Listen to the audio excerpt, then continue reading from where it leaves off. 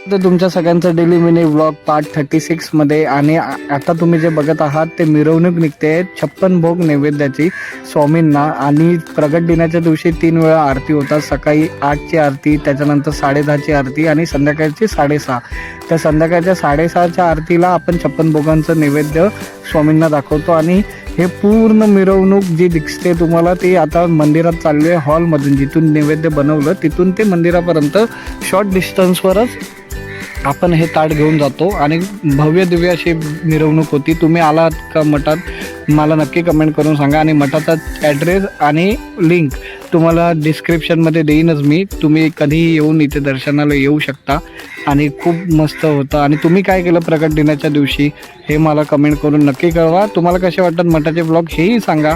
आणि असेच व्हिडिओ बघण्यासाठी आपल्याला लाईक करा, शेअर करा आणि सबस्क्राईब करायला विसरू नका. 8 ते 10 लोक लागतात 56 भोगाचं ताट पकड.